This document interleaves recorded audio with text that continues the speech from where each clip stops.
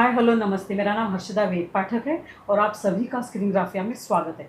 आज मैं ऐसी अदाकारा से मिलने आई हूँ, मतलब मैं आपको नाम बता दूँ या आपको मतलब उसका चेहरा भी बता दूँ और आप मैं जो कहूँगी आगे आप उससे मतलब बिल्कुल रिलेट कर पाएंगे।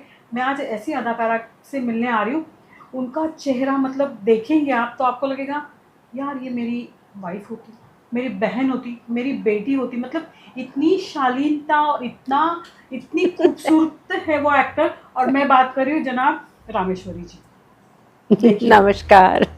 और आपने अगर उनकी कोई भी फिल्म देखो, कोई भी गाना देखो, मतलब आपको ये फीलिंग नहीं आई तो मुझे कमेंट में बताइए जो मैं कह रही हूँ झूठ है करके। तो हम अभी रामेश्वरी जी मतलब 20 साल हुए आपकी बंटी बबली आके। जी जी। तो मेरे ख्याल कहाँ से नहीं, कहाँ नहीं, कहाँ गायब थी नहीं मतलब। मैं एक्चुअली गायब नहीं थी। हाँ, कुछ एक आध सीरियल्स में काम किया था।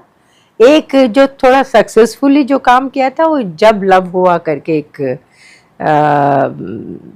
जी टीवी में था। वो इंटरेस्टिंग था, कैरेक्टर बड़ी इंटरेस्टिंग थी।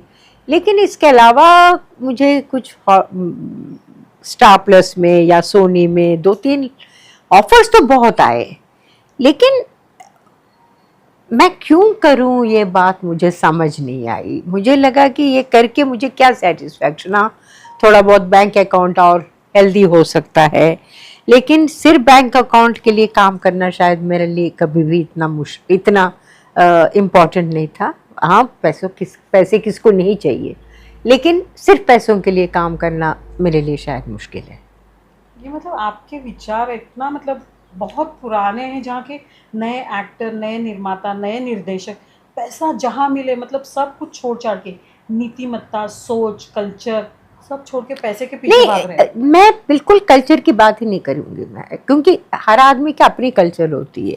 मैं ये इन बातों पे यकीन नहीं रखती हूँ कि किसी का कल्चर कम है, किसी का कल्चर ज़्यादा है। नहीं, हर आदमी अपनी ज़रूरत के मुताबिक काम करता है। जैसे मैंने कहा, शायद एक गांधीयन प्रिंसिपल से मैं पली बड़ी हूँ। मेरे एटमॉस्फेयर इस तरह की थी, मेरे फादर की। तो शायद उन चीज़ों को कायम रखना मेरे लिए बहुत ज़रूरी था। इट विदाउट, उन्होंने ऐसा नहीं है कि मेरे सर पे बड़े इस तरह के विचार ज़बरदस्ती घुसाया हो, ऐसा कुछ नहीं है। लेकिन कहीं ना कहीं से आपकी जो पैदाइश से लेकर आपकी जो बड़े होने तक जो जो आसपास के माहौल में जो कुछ चल रहा है, वो आपके ऊपर कुछ न कुछ तो प्रभाव डालता ही है। शायद वही हुआ मेरे साथ। यस, मैं हमेशा ही, मैं और मेरे हस्बैंड दोनों ही, हाँ, इट्स आराम से खा लिया पी लिया तो ठीक है, उससे ज़्यादा हमारे पास ऐसा कुछ नहीं है।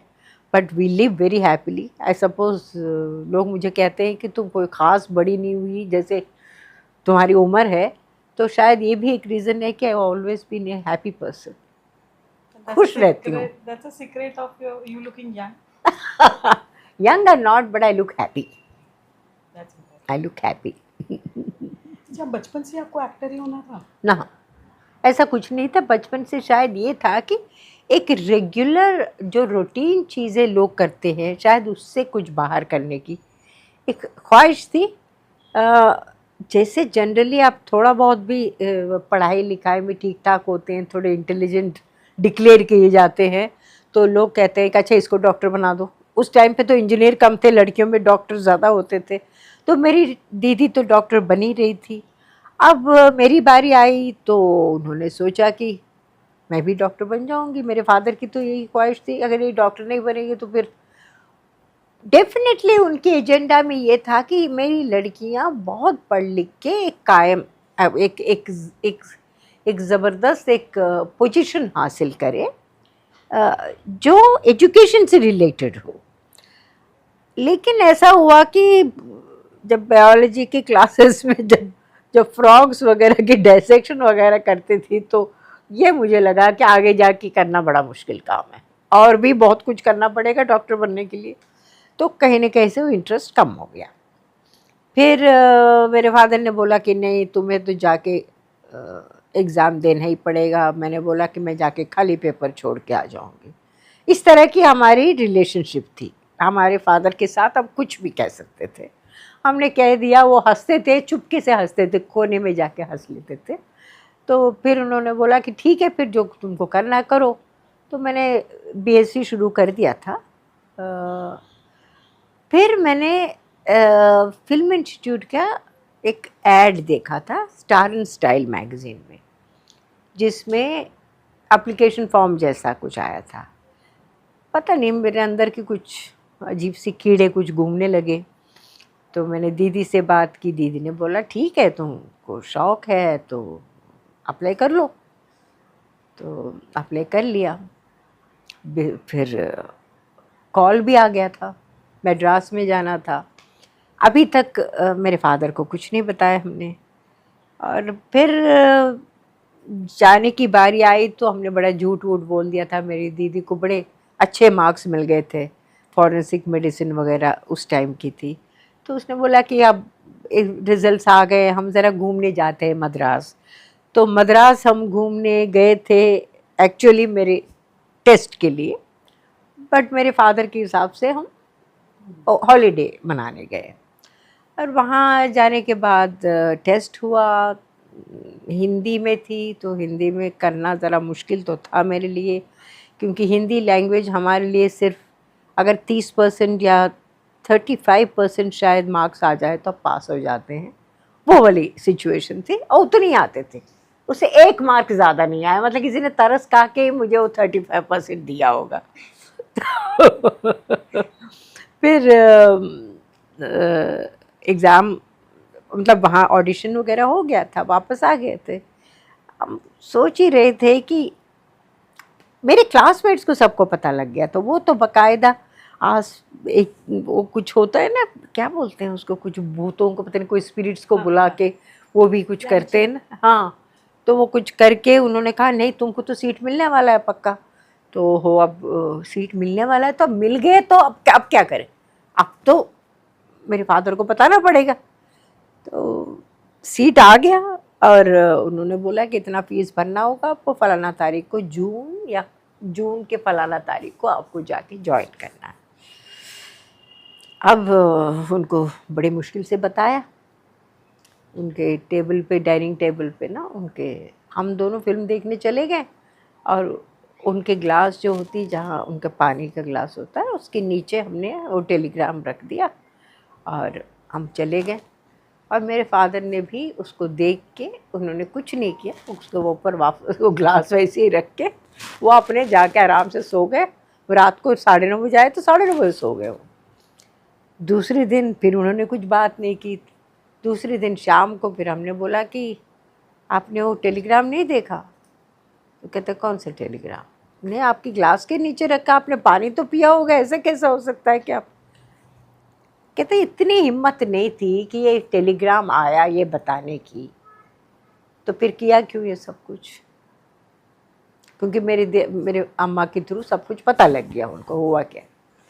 उनका कहना ये थी कि जब ये हिम्मत ही नहीं थी मुझे बताने की, तो ये सब कुछ किया क्यों फिर आपको परमिशन लेके करना चाहिए था, आपको या उससे कह के करना चाहिए था। तो उन्होंने माना नहीं पहले। और उनका रीज़न ये नहीं था कि फिल्म इंडस्ट्री में जाना कोई ख़राब बात है, उनका रीज़न ये था कि उनके हिसाब से I was not matured enough to handle a situation like this. कि एक तो मैं अपनी उम्र से भी छोटी लगती थी, ऊपर से मेरे दिमाग भी घर में शायद छोटी होने की वजह से एक थोड़ा बचपना ज़्यादा था मेरे अंदर। उनको लगता था हम बहुत ज़्यादा प्रोटेक्टेड थे, तो बाहर जाके मुश्किल हो जाएगा। He was worried about us.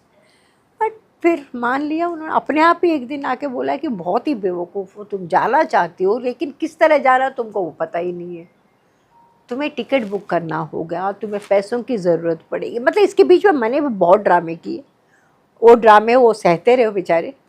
फिर फाइनली उन्होंने हाँ कर दिया और उन्होंने खुद ही हमें सब कुछ करके दे दिया था। गई थी, सही हो गया। पहली फिल्म आपको कैसी मिली? इतना टाइटल उसका लुभावना। हाँ सच्ची मैं बता रही हूँ, जब पहले तो इसका टाइटल होने वाला था फूल वाली।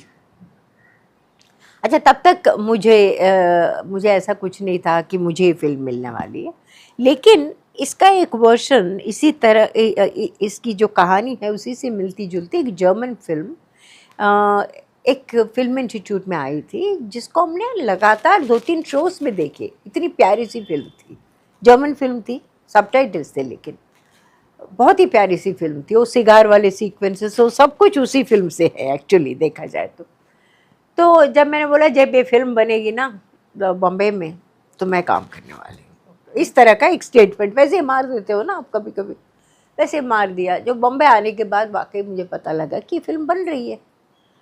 और अब मुझे लगा यार किसी ने बोला भी नहीं मुझे, और तब तक मैं राजश्री प्रोडक्शन से मिल भी चुकी थी। उन्होंने कोई ख़ास भाव नहीं दिया, लेकिन उन्होंने ज़रूर कहा था कि तुम हमारे स्क्रिप्ट डिपार्टमेंट में काम कर सकते हो, तुम चाहो तो हम जॉब देना चाहते हैं तुम्हें।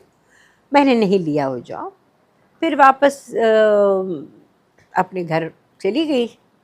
और मेरे लिए मतलब ऐसा था कि अगर मुझे बहुत अच्छा कोई ब्रेक नहीं मिलेगा तो मैं फिल्मों में नहीं काम करूँगी, ये ज़रूरी था। मैं मतलब मुझे जहाँ मैं जाती थी मुझे काम मिल रहा था, लेकिन मुझे काम बहुत अच्छा चाहिए था। उसके लिए इंतज़ार करने का एक क्या कह सकते हैं, एक हिम्मत थी मेरे अंदर।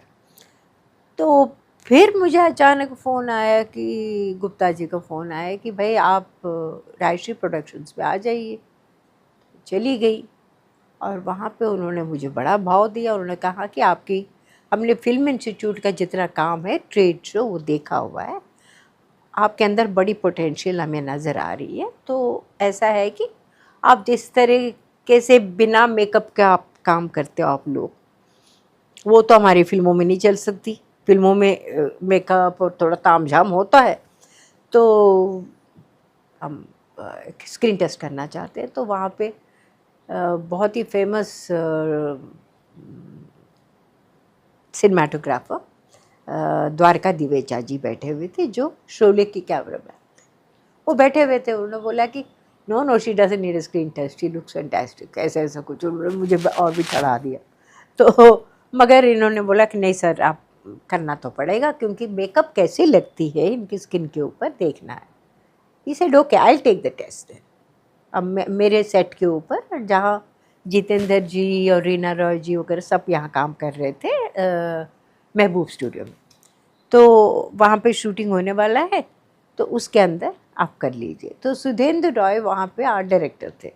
तो सुधेंद्र दा को मैं जानती थी। सुधेंद्र दा ने बोला अच्छा तुम्हारा टेस्ट है, ठीक है, तुमको तो जाना है ना वापस, काम नहीं करना है ना। मतलब मेरे बहुत मजाक उड़ाते थे। मैं कहती थी अच्छा काम नहीं मिलेगा तो मैं नहीं करूँगी, मैं जा रही हूँ वापस।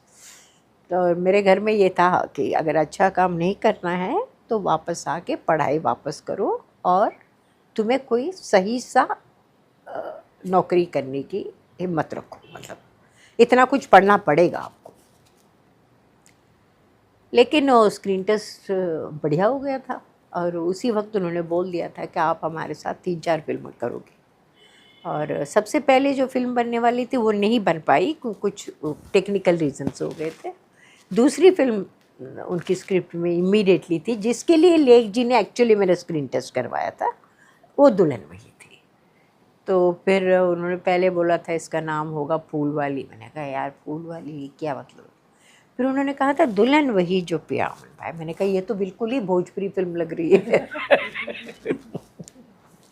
तो लेकिन वो देखो अभी तक मैं देख रही हूँ कि कभी पाकिस्तानी टेलीविज़न में कभी इधर इतना यूज़ करते इस नाम को।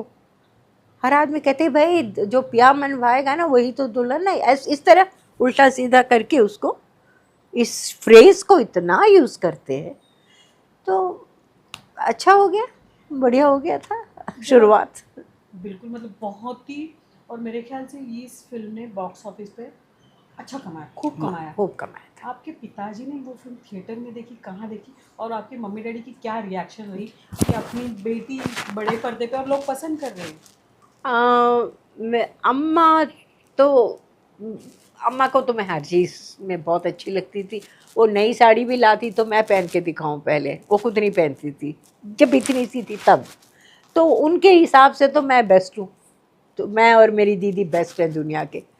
मगर मेरे फादर थोड़े ज़्यादा क्रिटिकल होते थे और मेरी दीदी भी मेरे बारे में क्रिटिकल होती थी, मतलब विद टोटल अफेक्शन, क्रिटिकल बेमतलब की नहीं।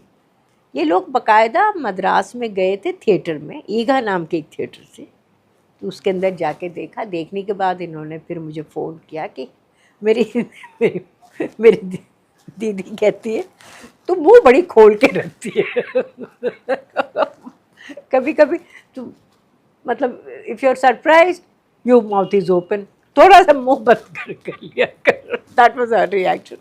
My father was kind of very proud of me without, and कहीं ना कहीं से जो फिल्म इंडस्ट्री के बारे में अफवाहें होती है ना कि ये रूट जो है बहुत इस तरह का रूट है, ये बातें करते हैं, उनको लगा कि ये नहीं है।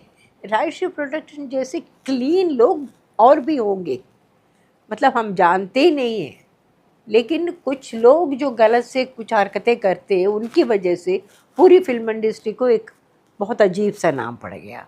तो that's what I think he felt. He was very proud of me I think basically, और उनको वही चाहिए था कि बेसिकली उनकी लड़की जो करने गई है वो कर पाई, उनके लिए वही चाहिए था बस। रामेश्वरी जी, आपके करियर में आपको 40 साल हुए, जी। इतनी सारी फिल्में की, और कौन सी फिल्म आपके दिल के नज़दीक है और क्यों? एक्चुअली इसमें समझ लीजिए कोई 50% फिल्में ऐसी हैं जिसको मैंने पसंद किया है, कोई 30-40% फिल्में ऐसी हैं जो करने के बाद मैंने पछताई, क्योंकि मुझे लगा कि यार ये क्यों किया, कभी दोस्तों की वजह से। मैंने रिफ्यूज़ बहुत फिल्में की है जिसमें से शायद हिट भी हुए हैं कुछ, लेकिन मैं रिग्रेट नहीं करती, मेरे रीजंस बिल्कुल करेक्ट थे क्यों मैंने उस तरह की प्रपोजल्स को ना किया है। बाकी ये है कि फिल्मों में मैंने राजश्री के साथ 3 फिल्मों में काम किया। दुल्हन वही डेफिनेटली मेरी फेवरेट फिल्म है क्योंकि पहली फिल्म, और लेख जी जैसे डायरेक्टर। फिर मैंने हिरेंदा के साथ मेरा रक्षक किया बाहर, साउथ की प्रोडक्शन थी, ये मेरी दूसरी फिल्म थी, फिल्म हिट थी। लेकिन अगर आप मुझसे पूछेंगे कि ये फिल्म आपको पसंद है, नहीं, बहुत ही ऑर्डिनरी सी फिल्म थी, बहुत ही हर चीज़ ही मीडियोकर थी उसमें, और मैं उस लेवल से गई थी कि दुल्हन वही में कोई भी चीज़ मीडियोकर नहीं थी, और ये मेरी दूसरी फिल्म बिल्कुल मीडियोकर थी। तो मुझे ज़रूर लगा कि शायद नहीं करना चाहिए था, मगर हो गया, पैसे वैसे भी अच्छे मिल गए थे मुझे, ठीक है, मगर 30 दिन में काम ख़त्म हो गई। ये तो in spite of that you are not proud of that. फिर मेरी शायद तीसरी फिल्म पता नहीं कौन सी थी, या तीसरी फिल्म शायद सुनैना थी। सुनैना फिल्म अच्छी थी, कुछ चीज़ें थे जो मैंने बहुत पसंद किया, कुछ चीज़ें थे मुझे पसंद नहीं थे, मगर as a director I was very happy to meet Hiren Nag. बहुत ही सरल स्वभाव के, बहुत अच्छे से आदमी, जो मुझे उस रोल में बहुत ज़्यादा वो पसंद करते थे। मतलब वो कहते थे कि सुनहरा बनाना है तो सिर्फ इसी के साथ बनाना है मैंने। और फिर राजश्री प्रोडक्शंस की थी, वो भी मुझे तकलीफ़ नहीं थी। उसमें मुझे बिगिनिंग के पोर्शंस बहुत पसंद है, और उन्होंने मुझे किस तरह से उसको उस कैरेक्टर के बारे में समझाया था। उन्होंने कहा था कि मैं हर चीज़ बहुत फास्ट करती थी, चलना भी मेरा फास्ट और बोलना भी फास्ट, हर चीज़ ही। तो उन्होंने पहले ही दिन मुझे कह दिया कि वो सब कुछ तुमको छोड़ना होगा, क्योंकि ये लड़की अंधी है, तो वो कोई भी चीज़ फास्ट नहीं करेगी, उसका हर चीज़ एक कैलकुलेशन के साथ चलेगा। तो ये चीज़ अगर वो ना कहते तो मैं थोड़े मुश्किल सहने के बाद में समझ पाती, लेकिन उन्होंने पहले ही दिन मुझे ये चीज़ समझा दिया था, जिसके वजह से ये रोल करना मेरे लिए ज़्यादा मुश्किल नहीं था। फिर उनकी एक और फिल्म थी मान अभिमान, जो फिल्म चली नहीं। हिरेंदा डायरेक्टर थे। हिरेंदा के दिमाग में प्राइड एंड प्रेजुडिस के कुछ कैरेक्टर्स थे, उनके मुताबिक इन्होंने वो बनाया था। मुझे बहुत पसंद है वो फिल्म, इतनी सिंपल सी फिल्म है, एक आदमी है जो एक औरत को ऑलमोस्ट नफरत करते करते उससे बहुत प्यार करने लगता है, और ये औरत है लास्ट तक उस आदमी को समझ नहीं पाती कहीं न कहीं से, क्योंकि उसके अंदर जो कड़वाहट उसके फादर ने भर दिया था उसकी वजह से अभी तक उसी सोच में रह जाती है। लेकिन लास्ट में जाके एक सीन में हर चीज़ ठीक हो जाती है। एनीवे, बट इसका एक पेस वगैरह, it's a slow lovely, you know, कहीं आपको खटकने वाली चीज़ नहीं है इसमें। ये मुझे बहुत पसंद आई। फिर कुछ फिल्में और भी की थी मैंने जो मुझे पसंद आई होगी। Asha was a good experience, Sharda was a very good experience. Again मेरे फेवरेट डायरेक्टर लेख जी थे। तो बाकी फिल्में, कुछ ऐसी फिल्में हैं जिसके फिल्मों को याद भी नहीं है मुझे कि क्या किया। फिर मेरी दूसरी फिल्म थी तेलुगु फिल्म सीता महालक्ष्मी। सीता महालक्ष्मी अगेन जैसे दुल्हन वही जो पिया मन भाई तेलुगु में हिंदी में जिस तरह से सक्सेसफुल थी, वैसे वहाँ 3.5 लाख रुपए में बनी एक फिल्म उतनी ही सक्सेसफुल हुई वहाँ पर। ब्लैक एंड वाइट में बनाई क्योंकि उस प्रोड्यूसर के पास पैसे नहीं थे, लेकिन वो प्रोड्यूसर भी मुझे चाहता था और उसके डायरेक्टर थे विश्वनाथ जी। और अब वो फिल्म अभी तक आइकॉनिक है, अभी तक जैसे दुल्हन वही यहाँ आइकॉनिक है, तेलुगु में सीता महालक्ष्मी, और उसके गाने अभी तक जिंदा हैं। लोग आप कुछ कह रहे थे? जी जी बताइए। मैं पूछ रही थी मतलब 40 साल में कितनी फिल्में की होंगी? वही मुझे याद नहीं है। 200 से अब मुझे ना कम? अरे मुश्किल से 50 भी नहीं होंगे। इतनी चूजी थी आप? बहुत कम फिल्म। 50-60 इतनी चूजी थी आप? चूजी, डेफिनेटली चूजी थी, डेफिनेटली चूजी थी। हिंदी में मुझे बाहर की जो फिल्में, जैसे ओडिया में मैंने 3 फिल्में की। I don't regret any of those films. They were lovely, all 3 of them. मगर पहली फिल्म तो बहुत ही ख़ास थी, मानिनी, बहुत ही चली भी, बहुत खूब चली थी।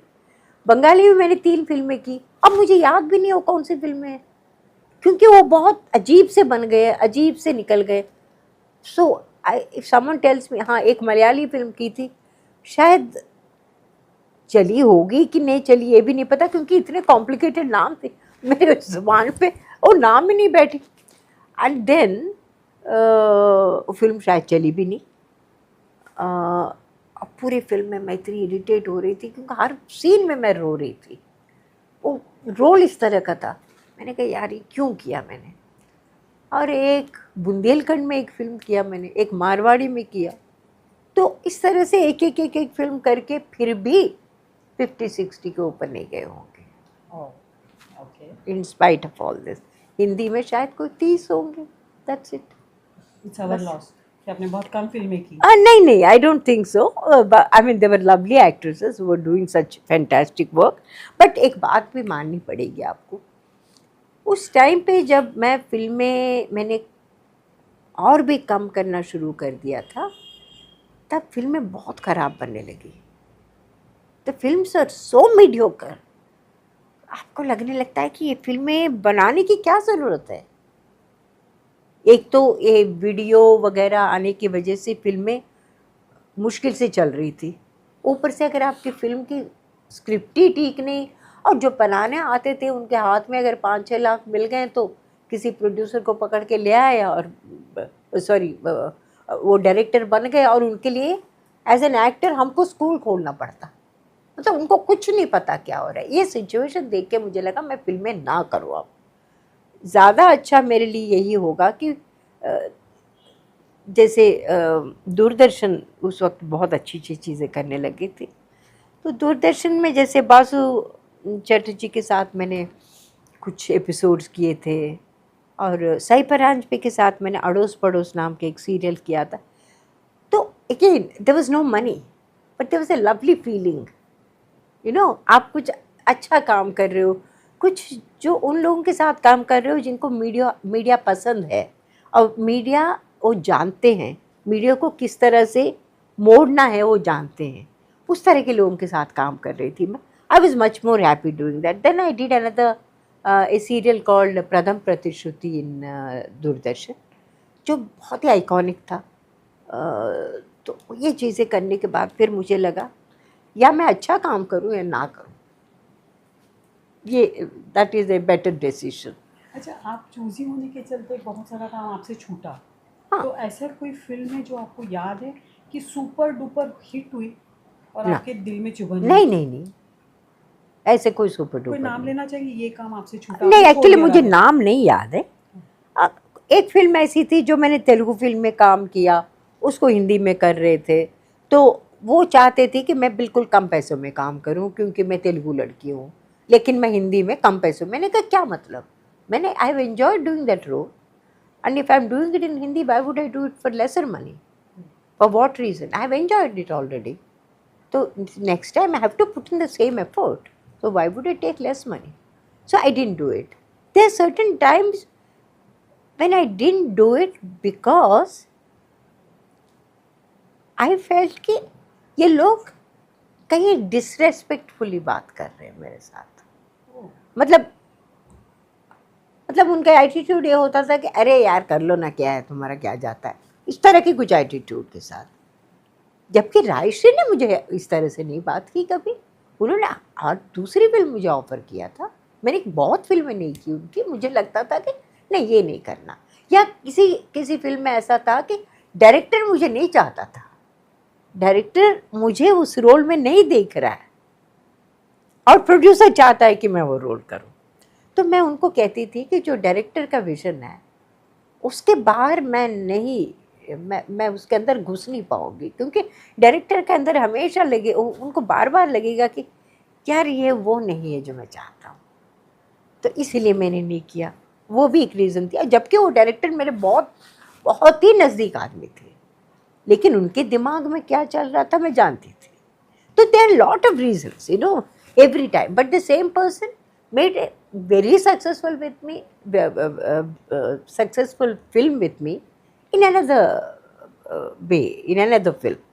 तो ये चलता रहता है, बट ऐसा कोई मुझे याद नहीं है कि मैंने वो फिल्म रिफ्यूज़ की और वो फिल्म सुपर हिट हुई। जब मैंने सीरियल्स भी छोड़ी ना, मैं हमेशा सीरियल्स वालों को भी यही कहती थी, कहती अगर मैं छोड़ रही हूँ आप समझ लो ये कुछ गड़बड़ जा रहे हैं आप लोग। वही हुआ, जब मेरे छोड़ने के 3 महीने के बाद वो सीरियल ही बंद हो जाती थी, because I have a script sense basically, I'd like to believe I've got a fabulous script sense. जो कैरेक्टर बहुत इंटरेस्टिंग है उस कैरेक्टर को आप अगर नहीं बढ़ावा दोगे, मैं अपने बारे में नहीं बात कर रही हूँ, एक पूरी फिल्म में कई कैरेक्टर्स हैं, कुछ कैरेक्टर्स हैं जो बहुत कमाल हैं, जो कभी किसी ने देखा नहीं, उस कैरेक्टर्स को आप बढ़ावा दो, वो लोगों के लिए नई चीज़ देखने को मिलेगा, उसकी वजह से आपके टीआरपी बढ़ेंगे। ये चीज़ें समझने की बजाय वो बीटन ट्रैक होती ना, कोई पुरानी सी, ओ उसमें भूत आ गया, मतलब अच्छा खासा जो एक पारिवारिक सा एक कोई सीरियल चल रहा है उसमें भूतों को ले आए, मतलब क्या हरकतें करते थे, मैं छोड़ देती थी। फिर मैं कहती थी कि नहीं, चैनल को बता के छोड़ती थी कि आपकी वजह से मैं छोड़ रही हूँ। ठीक है, I got a bad name also because of that. लोगों ने कहा था कि ये तो छोड़ देती है, इनको लेना बड़ा मुश्किल है, but till today I get offers, but I don't do it now.